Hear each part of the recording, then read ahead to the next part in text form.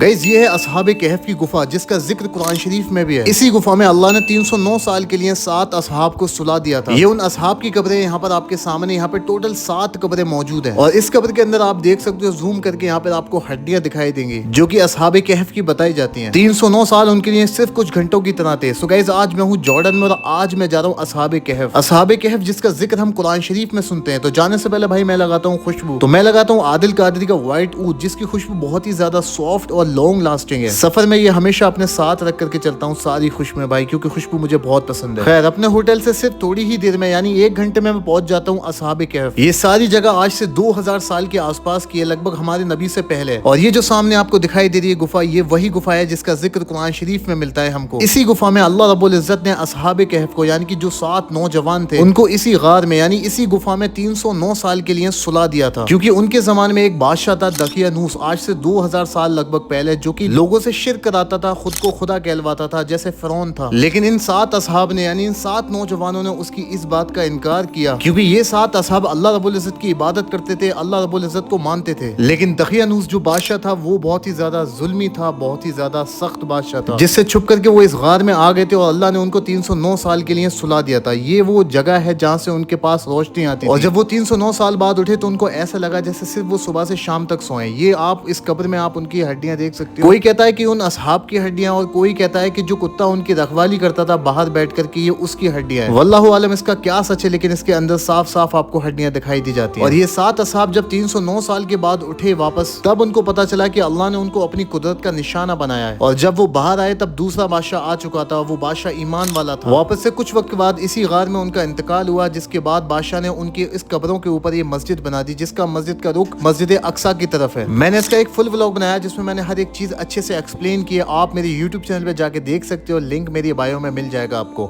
और नीचे लिंक पे क्लिक करके भी देख सकते हो।